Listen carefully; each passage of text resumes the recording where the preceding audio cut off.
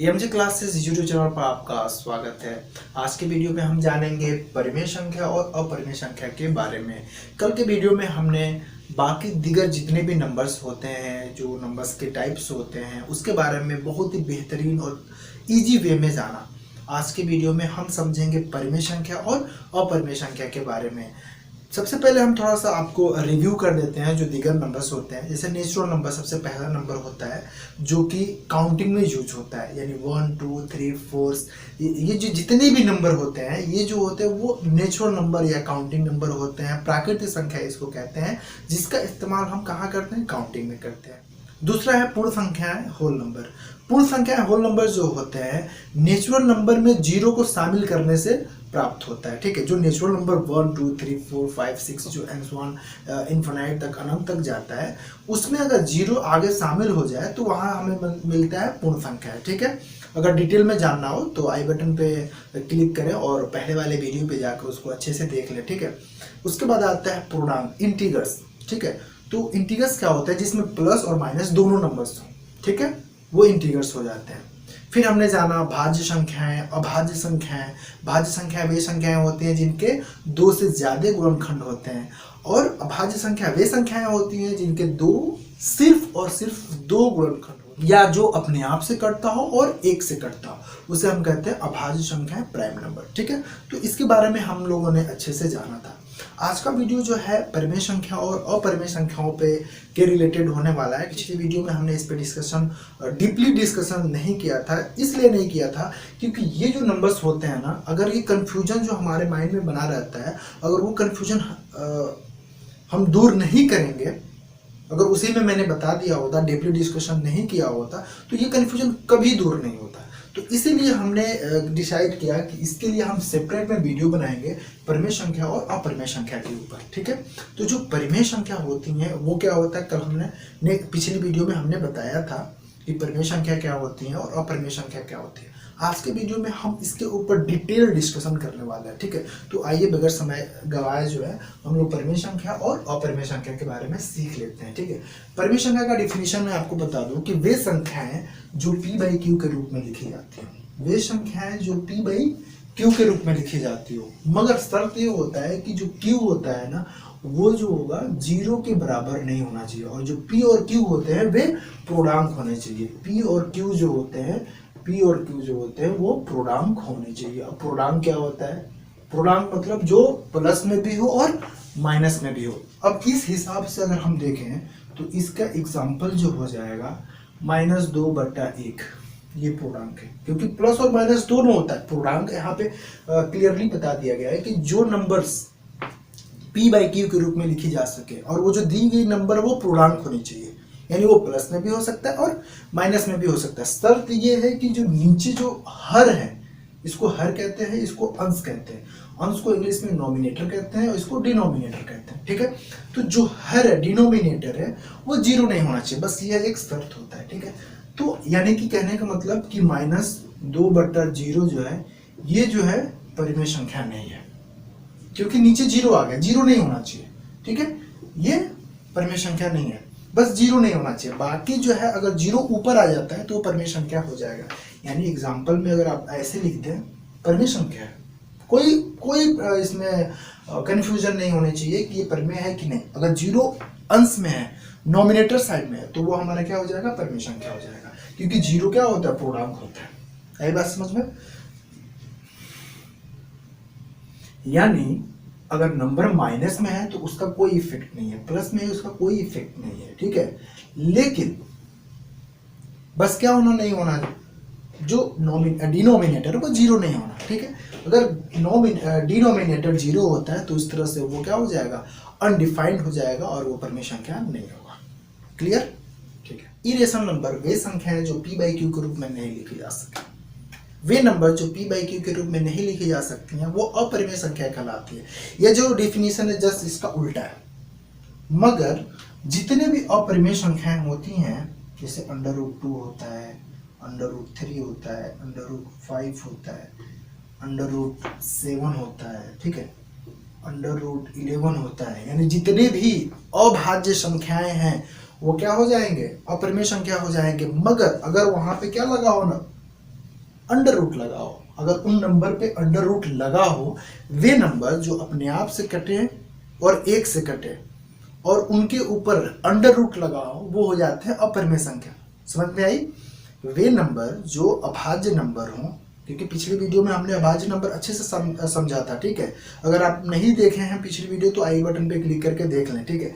तो वे नंबर जो अभाज्य नंबर हो, मगर शर्त यह है कि उसके ऊपर अंडर रूट लगा होना। अगर अंडर रूट लगा है तो वो अपरिमेय संख्या है। अब अंडर रूट क्या होता है, इसके बारे में हम आगे पढ़ेंगे, अंडर रूट को कैसे सॉल्व करें। फिलहाल मैं आपको अंडर रूट का सॉल्यूशन भी बताऊंगा कि कैसे उसको सॉल्व किया जाता है, बट पहले हम इसके बारे में डिस्कशन कर लें। तो जो ये नंबर्स होते हैं, ये क्या होते हैं? अपरिमेय नंबर्स होते हैं। पाई भी अपरिमेय नंबर होता है, अपरिमेय संख्या होता है, ठीक है। अब कैसे होता है, आज की वीडियो में हम उसी पे डिस्कशन करने वाले हैं। अब परिमेय संख्या और अपरिमेय संख्या समझने से पहले हमें डेसिमल नंबर के बारे में जानना बहुत ही जरूरी है, क्योंकि डेसिमल नंबर अगर हम नहीं जानेंगे तो हम परिमेय संख्या और अपरिमेय संख्या में डिफरेंस नहीं बता सकते। क्योंकि इसको भी हम पी बाई क्यू के रूप में लिख सकते हैं। कैसे? किसी भी नंबर के नीचे क्या होता है? 1 होता है। देखिए, इसके भी नीचे 1 आ गया तो ये भी तो पी बाई क्यू के रूप में हो गया, नीचे 0 तो नहीं है, तो ये भी तो अपरिमेय संख्या हो सकती है। मगर हम इन दोनों को समझने से पहले क्या सीखेंगे? डेसिमल नंबर्स सीखेंगे। सबसे पहले हम क्या सीखेंगे? डेसिमल नंबर्स सीखेंगे। अब ये डेसिमल नंबर क्या होते हैं? इसको हम लोग हिंदी में कहते हैं दशमलव। इसको क्या कहते हैं? दशमलव। इसको सीखेंगे। अब दशमलव होता क्या है? दशमलव जो होता है इसको दशमलव कहते हैं। जो पॉइंट लगता है ना, जैसे 1.5, 4.5, ये जो होता है, जो पॉइंट यहाँ लगा हुआ है, यही होगा दशमलव। इसको हिंदी में क्या कहेंगे? दशमलव। इंग्लिश में कहेंगे डेसिमल। पॉइंट भी लोग कहते हैं, ठीक है। तो यही दशमलव होता है। तो अब सबसे पहले हम सीखेंगे दशमलव के बारे में। अब दशमलव जो होते हैं ना, वो 3 प्रकार के होते हैं। दशमलव कितने प्रकार के होते हैं? 3 प्रकार के। पहला प्रकार होता है रिपीटिंग डेसिमल नंबर, जो दशमलव के बाद बार बार रिपीट होता है, ठीक है। वो इनफाइनाइट तक जाएगा, अनंत तक जाएगा, लेकिन रिपीट होता जाएगा, एक ही नंबर सीक्वेंस में आता जाएगा। उसको रिपीटिंग डेसिमल नंबर बोलेंगे, ठीक है। जैसे एग्जांपल के तौर पे आप ले लें 3.3333, इनफाइनाइट तक बस 3 ही आएगा। इसको आप शॉर्टकट में लिख सकते हैं 3.3 बार, ठीक है। इसका मतलब ये होगा, ये ऊपर लगने का मतलब ये हुआ कि 3 बार बार आएगा, ठीक है। तो इसको रिपीटिंग डेसिमल नंबर बोलेंगे, ठीक है। समझ में आ गया? जैसे और भी समझ लेते हैं एग्जांपल। जैसे अदर एग्जांपल है 4.512222 ऐसे, ठीक है। अब ये 2 आता जाएगा इनफाइनाइट तक, जहां तक आप सॉल्व करोगे वहां तक 2 आता जाएगा, ठीक है। तो ये होते हैं रिपीटिंग, एक ही नंबर या 2 नंबर बार बार सीक्वेंस में आता जाए। ऐसे भी हो सकते हैं 1.121212, देखिए ये 1 2 जो है ना बार बार आ रहा है, तो इसको भी रिपीटिंग नंबर बोलेंगे। दूसरा होता है terminating decimal number. Terminating decimal numbers, ये क्या होते हैं? ये वे नंबर्स होते हैं, वे विद डेसिमल नंबर, वे दशमलव होते हैं, जो कुछ समय बाद या कुछ सॉल्यूशन के बाद, कुछ पॉइंट के बाद वो क्या हो जाएंगे? सॉल्व हो जाएंगे। उसमें जो रिमाइंडर होगा वो 0 हो जाएगा, ठीक है। वो यानी कि फुल्ली कट जाएगा, डिवाइड हो जाएगा। जैसे मान लीजिए 4.1354, इसके आगे अभी सॉल्व ही नहीं हो, यानी अगर आप भाग दे रहे हो तो कुछ पॉइंट के बाद वो खलास हो जाए, पूरा पूरा कट जाए, तो वो होते हैं टर्मिनेटिंग डेसिमल नंबर। जैसे मान लीजिए 4.51, ठीक है, 9.31, ये जो नंबर होते हैं ये कुछ समय के बाद वो कट जाते हैं, पूरा पूरा डिवाइड हो जाते हैं। इसको कहते हैं हम लोग टर्मिनेटिंग डेसिमल नंबर। ये जो दोनों डेसिमल नंबर होते हैं वे होते हैं परिमेय संख्या। यही जो होता है वो क्या होते हैं? रेशनल नंबर होते हैं। डेसिमल नंबर कितने प्रकार के होते हैं? 3 प्रकार के। लेकिन ये जो दोनों प्रकार है ना, रिपीटिंग और टर्मिनेटिंग, ये होते हैं रेशनल नंबर। जो तीसरा इसका प्रकार होता है, जो इसका तीसरा प्रकार होता है वो होता है इरेशनल नंबर, और सिर्फ वही इरेशनल नंबर होता है। जो तीसरा प्रकार होता है उसको कहते हैं non repeating, non terminating decimal number. ना ही वो रिपीट होगा, ना ही वो दोबारा एक ही सीक्वेंस में आएगा, और ना ही वो एक जगह रुकेगा। इसका मतलब ये हुआ कि वो अनंत तक जाएगा, इनफाइनाइट तक जाएगा, लेकिन वो नंबर जो होंगे रिपीट नहीं होंगे। वो नंबर एक ही नंबर सीक्वेंस में नहीं आएंगे। जैसे ये नंबर सीक्वेंस में आ रहे थे ना, ये ऐसे सीक्वेंस में नहीं आएंगे 1 2 3 9 5 6 1 2 5 3 2 ऐसे आएंगे। उनको हम कहेंगे नॉन रिपीटिंग, नॉन टर्मिनेटिंग, ठीक है। और यही एक ऐसे नंबर होते हैं जिनको हम कहते हैं इरेशनल नंबर। इन्हीं नंबर को क्या कहते हैं? Irrational number. सिर्फ इन्हीं नंबर को इरेशनल नंबर कहते हैं, और इसी वजह से ये जो नंबर होते हैं वो क्या हो जाते हैं? इरेशनल नंबर कहलाते हैं। आइए यहाँ हम इसके एग्जांपल ले लेते हैं पहले। जैसे मान लीजिए सपोज दैट √2 है, इसका सॉल्यूशन होता है 1.414 से करके ये आगे बढ़ता जाता है, ठीक है। इसको अभी हम सॉल्व करेंगे, ये अभी हम सॉल्व करेंगे इसको। जैसे मान लीजिए दूसरा एग्जांपल ले लेते हैं 3.15498132115। ये इनफाइनाइट तक जाएगा। ये जो नंबर होते हैं सीक्वेंस में नहीं आएंगे, बार बार रिपीट नहीं होंगे और अनंत तक जाएंगे। तो यही जो डेसिमल नंबर होते हैं, यही जो डेसिमल नंबर होते हैं वो क्या होते हैं? इरेशनल नंबर कहलाते हैं। बाकी ये जो डेसिमल नंबर है रिपीटिंग और टर्मिनेटिंग, रिपीटिंग और टर्मिनेटिंग, ये जो डेसिमल नंबर होते हैं वो रेशनल नंबर होंगे।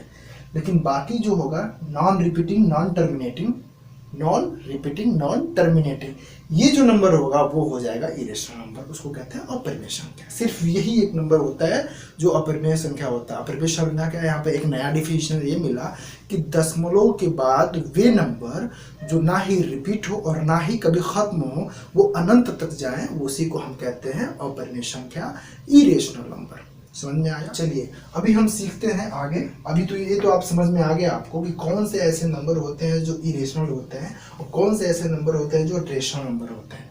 तो ये जो नंबर है ना, ये जो नंबर्स हैं, ये तो पूर्णांक जो होते हैं वो तो है ही है, ये भी पूर्णांक में ही आएंगे। अगर बट्टे में अगर नंबर दिया हुआ हो, ऐसे बट्टे में नंबर दिया है, ठीक है, जब इसको आप सॉल्व करेंगे तो ये एक समय पे या तो खत्म हो जाएंगे, उसका जो पॉइंट होगा वह या तो वो इंड हो जाएगा वहीं पे कुछ समय के बाद, कुछ पॉइंट्स के बाद, या तो वो खत्म हो जाएगा जैसे ये हुआ है, या अगर वो इनफाइनाइट तक जाएगा तो इस सीक्वेंस में जाएगा, वो हो जाएंगे रेशनल नंबर। जो नंबर इस टाइप के आपको मिले, अगर आपको डेसिमल नंबर फ्रैक्शन दिया हुआ है, भिन्न के रूप में दिया हुआ है, अगर आप उसको सॉल्व करते हो और वो इस टाइप के अगर आ जाते हैं तो आप उसको मान लेना कि ये इरेशनल नंबर है। ऐसा समझ में? चलो आगे देखते हैं हम √, को कैसे सॉल्व। तो आइए जानते हैं करड़ी को सॉल्व कैसे किया जाएगा, ठीक है। करड़ी जो होता है उसको इंग्लिश में कहते हैं √। करड़ी को इंग्लिश में कहते हैं √, ठीक है। इसको याद कर लें। इसका सिंबल जो होता है ये होता है, इसका सिंबल ऐसे होता है, ठीक है। ये जो होता है √, होता है इसकी सिंबल, ऊपर जो मैंने मेंशन किया है ये इसका सिंबल होता है। अब हम सॉल्व करते हैं √2 को, √2 को सॉल्व करते हैं और देखते हैं कैसे इसको सॉल्व। डिवीजन मेथड से, यानी भाग विधि द्वारा इसको हम सॉल्व करते हैं, ठीक है। तो सबसे पहले हम यहाँ लिखेंगे 2, ये होता है डिवीजन मेथड, ठीक है। ऐसे होता है, ये जो 2 ऊपर नहीं रहेगा, 2 नीचे लिखते हैं, ठीक है। ऊपर जो होता है उसका जो हम सॉल्यूशन होता है उसको लिखते हैं, ठीक है। अब जो 2 है इसका हम स्क्वायर रूट लेते हैं, यानी वर्गमूल लेते हैं। वे नंबर लेते हैं जिसका उसी में गुणा करने पर ये नंबर आ जाए या इससे छोटा हो जाए, ठीक है। तो 2 का जो स्क्वायर रूट होता है वो नहीं होता, इसीलिए तो वो अपरिमेय है, ठीक है। क्योंकि जिसका स्क्वायर रूट होता है वो अपरिमेय नहीं होगा, जाहिर सी बात है, ठीक है। अब हम ले लेंगे 1 को लेके चलते हैं, ठीक है। 1 का मल्टीप्लाई अगर 1 में होगा तो कितना होगा? 1। तो ये तो डिवाइड होगा यहाँ पे, ठीक है। तो 1 से लेते हैं क्योंकि इससे छोटा 1 ही एक नंबर है जिसको हम इसको डिवाइड कर सकते हैं, तो 1 को लेंगे। और भाग विधि में क्या होता है, जो 1 होता है ना उसको ऊपर भी लिखते हैं और नीचे भी लिखते हैं, ठीक है, और दोनों को लास्ट में जोड़ दिया जाता है। अब 1 का मल्टीप्लाई 1 में करेंगे तो कितना आएगा? 1। कितनी बार में मल्टीप्लाई किया था हम लोगों ने? 1 बार में। यहाँ पे सॉल्यूशन लिखेंगे, ये क्या होता है? सॉल्यूशन होता है। अब 1 बार हमने मल्टीप्लाई किया, माइनस करेंगे तो कितना आएगा? 1। और इन दोनों को लास्ट में जोड़कर यहाँ लिख देते हैं। ये भाग विधि है भाई, इसको आप अच्छे से देख लो, क्योंकि भाग विधि मैं बाद में बताऊंगा कि नहीं पता, लेकिन यहाँ पे मैं भाग विधि के द्वारा ही करणी को सॉल्व कर रहा हूँ, ठीक है। तो यहाँ पे भाग विधि भी आप उसी बहाने समझ लें, ठीक है। अब इन दोनों को जोड़ देंगे, कितना आ जाएगा 2, लेकिन यहाँ पे 1 है, आगे हमें डिवाइड करना है। अब हम क्या करेंगे, पॉइंट ले लेंगे। जब पॉइंट लेंगे तो 1 0 बढ़ाएंगे, ठीक है। अब हम देखेंगे क्या दो, ये तो 2 है, अब एक ऐसा नंबर लेंगे जो 10 को काट सके। तो मान लीजिए हम 1 ही ले लेते हैं सपोज, तो ये हो गया 21, क्योंकि हम इसी से फिर से डिवाइड नहीं कर सकते, कोई नंबर लेना रहेगा, और वो नंबर जो होगा इस नंबर के राइट साइड में लिखा जाएगा, ठीक है। तो 1 लेंगे तो ये हो जाएगा 21, और ये है 10, बाहर नहीं जा रहा है, तो एक और 0 हम क्या कर देंगे, बढ़ा देंगे, तो ये हो जाएगा 100। अब ऐसा नंबर लीजिए या तो 100 आ जाए, या तो 100 आ जाए, या 100 से कम हो, ज्यादा नहीं होना चाहिए, ठीक है। तो हम 4 लेते हैं, 4 बार में अगर करेंगे डिवाइडिंग तो चला जाएगा। अब कैसे, ये जो नंबर हम लेंगे वो 2 जगह नोट करेंगे, और कितनी बार में, 2 जगह नहीं 3 जगह, उसी नंबर को 3 जगह नोट करेंगे, यहाँ भी और पॉइंट के बाद यहाँ भी, ठीक है। कहाँ कहाँ नोट किया मैंने, देखिए यहाँ नोट किया, सबसे पहले यहाँ नोट करेंगे, फिर यहाँ नोट करेंगे, और उसी नंबर को यहाँ भी नोट करेंगे। आया समझ में। अब हम इसको क्या करेंगे, इन सभी का मल्टीप्लाई करके यहाँ 4 4 जा 16, 16 का 6, ठीक है। हासिल हमारा 1 बचा, 4 2 जा 8 और 1 9, यहाँ लिख देंगे 9, ठीक है। ये तो 4 ऑलरेडी हम लोगों ने लिख दिया। इसको क्या कर देंगे, माइनस कर देंगे, कितना आएगा, ये 10 है, क्योंकि 0 है, हम हासिल लेंगे इससे, इसके पास भी 0 है, तो ये जो है इससे हासिल भागेगा, ठीक है। तो ये जो 1 है ये इसको हासिल देगा, यहाँ हो जाएगा 10, क्योंकि जो हासिल होता है वो दहाई देता है, अपना दहाई जो नंबर होता है वो उसको देता है, ठीक है। तो ये हासिल देगा इसको, तो ये हो जाएगा 10। अब ये 10 जो है इसको 1 हासिल देगा, तो यहाँ हो जाएगा 9, और यहाँ हो जाएगा कितना 10, क्योंकि ये भी तो दहाई दे रहा है, तो यहाँ हो जाएगा 10। 10 में से 6 निकालेंगे तो हो जाएगा 4। समझ में आया। अब यहाँ बचा है 9, ये तो 0 हो गया, यहाँ 9 में से 9 निकलेगा तो 0, इसका कोई वैल्यू नहीं, ठीक है। किसी भी नंबर के बाएं साइड में अगर 0 लिखा है तो उसकी कोई वैल्यू नहीं होती। और इसको क्या कर देंगे, जोड़ देंगे, 4 और 4 कितना हो जाएगा 8, थोड़ा सा जगह यहाँ रहेगा, क्योंकि जो नेक्स्ट नंबर रहेगा वो यहाँ नोट किया जाए, और ये 2 रहेगा, ऐसे ये 28 हो गया।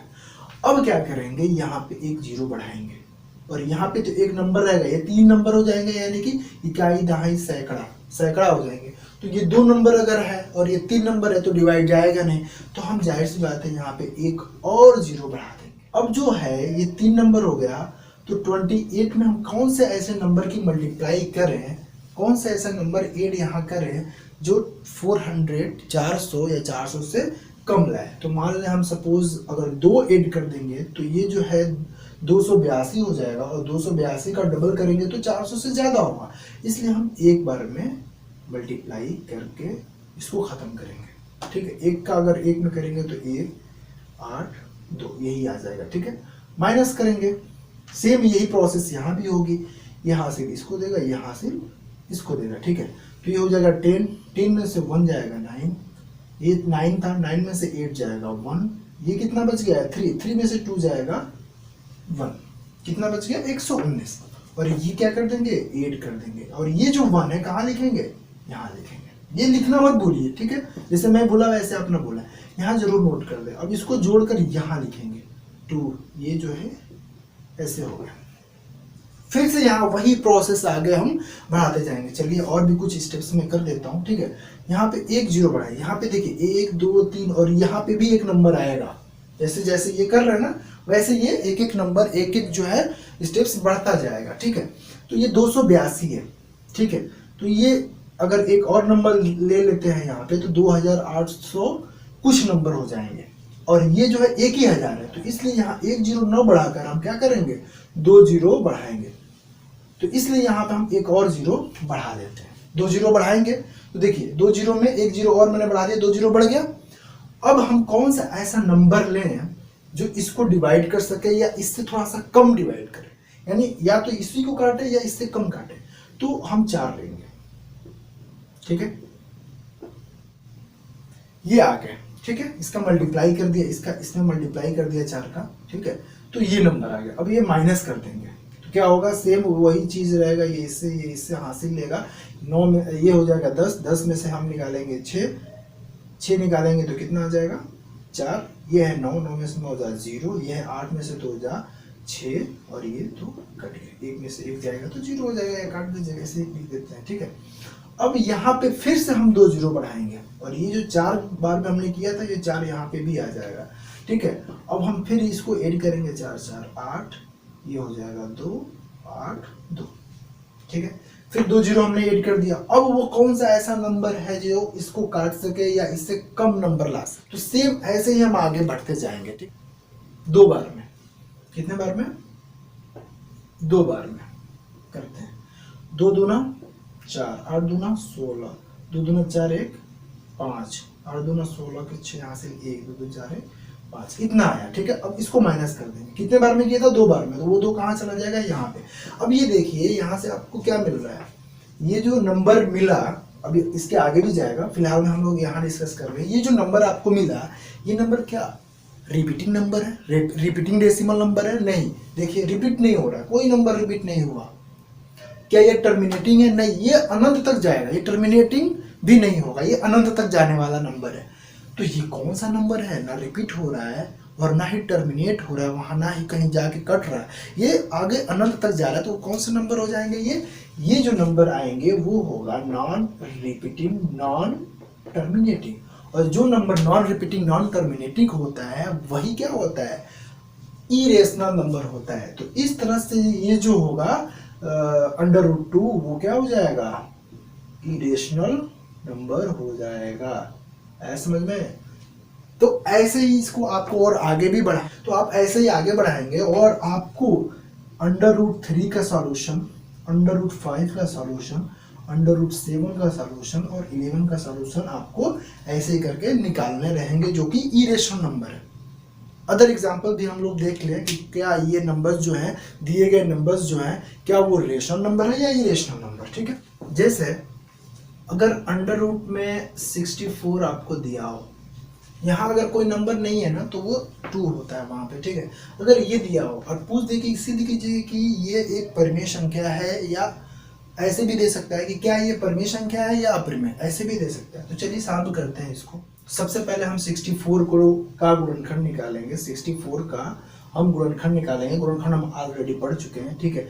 तो इसका गुणनखंड होता है 2⁻6। कैसे होता है आइए हम देख लेते हैं। ऐसे करके गुणनखंड ऐसे निकालते हैं, 2 से करेंगे 32 आएगा, फिर 2 से होगा 16, फिर 2, सबसे पहले छोटे नंबर से काटते हैं, ठीक है। फिर 2 से करेंगे तो 8, फिर 2 से डिवाइड करेंगे तो 4, फिर 2 से करेंगे तो 2, और ये 2 है ही है, या वैसे छोड़ दें या एक और लाइन बढ़ा दें, ठीक है। अब ये कितने 2 आए, 1 2 3 4 5 6, बेस हमारा 2 ही था ना हर जगह, तो 2 ही लिखेंगे, और कितनी बार आया 6 बार, तो उसके ऊपर पावर हम 6 लिख देंगे। आया समझ में, ऐसे ही हम निकालते हैं, ठीक है। तो अब हम 64 की जगह पे हम इसको लिख सकते हैं, ठीक है, ऐसे लिख सकते हैं, है समझ में।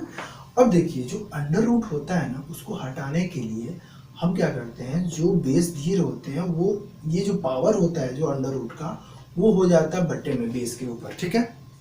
तो ये जो 2 है वो बट्टे के नीचे आ जाएगा, 1 ऊपर रहेगा। सेम ऐसे ही अगर ऐसे दिया हो तो सेम वही प्रोसेस यहाँ भी होगी, 2⁻6, ये जो 3 हो जाएगा 1 के नीचे आ जाएगा, 1/3 हो जाएगा, ऐसे समझ में। ऐसे ये भी हो जाएगा, तो इस तरह से इसको भी हम सॉल्व कर सकते हैं। अब देखिए क्या होता है, एक फार्मूला होता है घातांक में, फार्मूला होता है कि m पे पावर अगर n है तो वो क्या हो जाएगा, am into n हो जाता है। तो सेम यही प्रोसेस यहाँ भी हो जाएगी, 2⁻6 into 1/2, अब 2 से 6 3 बार में कट जाएगा, तो इस तरह से आएगा 2⁻3, और जो ये हो जाएगा पूर्णांक, 2⁻3 का मतलब क्या होगा, देखिए 2 दूना 4 दूनी 8, तो इस तरह 8 जो है ये √64 जो है कड़ी से बाहर आ गया, तो इसलिए ये क्या हो जाएगा, परिमेय संख्या हो जाएगा। क्या √रूट में 64 क्या हो जाएगा, परिमेय संख्या। आइए यहाँ देखते हैं कि क्या ये √रूट में 6 जो है पावर 3 है, ठीक है। तो क्या ये जो है परिमेय संख्या है कि नहीं, ऐसे हो जाएगा। फिर सेम टू सेम यही प्रोसेस करेंगे, यही फार्मूला हम वहाँ भी लगाएंगे। तो जब यहाँ फार्मूला वही सेम लगेगा तो 6 × 1/3 हो जाएगा। 3 से 6 को काटेंगे 2 बार में तो 2 पे पावर आ जाएगा 2। 2 पे पावर 2 का मतलब कि 2 का मल्टीप्लाई 2 बार हुआ है। अगर 2 पे पावर 3 है तो 2 का मल्टीप्लाई 3 टाइम्स हुआ है, ठीक है। तो 2 का मल्टीप्लाई 2 बार हुआ है, 2 × 2, इसका मतलब 4। इसको आप समझ पाए कि नहीं? एक बार और समझ लीजिए। अगर किसी नंबर के ऊपर जितने पावर हैं, ये जो पावर है ना, उतना ही बार ये नंबर मल्टीप्लाई हुआ है अपने आप में। जैसे 4 है तो 2 का मल्टीप्लाई 4 बार हुआ है। अब ऐसे जब इसको हम करेंगे 2 × 4, 4 × 8, 8 × 16, तो 2 पे पावर 4 का मतलब हुआ 16। तो सेम वही चीज यहाँ पे 2 पे पावर स्क्वायर है, इसका मतलब उसका मल्टीप्लाई 2 बार हुआ है और उसका आंसर हुआ 4, जो कि अंडर रूट में नहीं है, इसलिए ये क्या हो जाएगा? परिमेय संख्या हो जाएगा। अब आपको होमवर्क में दे देता हूँ, उसको आप करिएगा, ठीक है। और बताइए मुझे कमेंट करके कि क्या ये परिमेय संख्या है या अपरिमेय संख्या, ठीक है। इसको भी आप बताइए कि क्या ये परिमेय संख्या है कि अपरिमेय संख्या है, इसको आपको कमेंट करके बताना है। और ऐसे बहुत से नंबर होते हैं जिसको आप लगा सकते हैं और ये पता कर सकते हैं कि वो परिमेय संख्या है या अपरिमेय संख्या। सेम आपको ये भी नंबर मैं आपको दे देता हूँ, ये भी आप बताएं कि ये परिमेय संख्या है कि अपरिमेय संख्या, ठीक है। 99/100, 1/3, 2/5, 5/9, इसको सॉल्व करके आप ये पता कर सकते हैं कि ये नंबर जो है परिमेय संख्या है या अपरिमेय। तो आप कमेंट करके हमें बताएं इन नंबर्स को कि ये परिमेय संख्या है कि नहीं। अगर आपको ये वीडियो पसंद आई हो तो इस वीडियो को लाइक करें, अपने दोस्तों को शेयर करें, ठीक है। और अगर आप इस चैनल पर नए हैं तो सब्सक्राइब करें।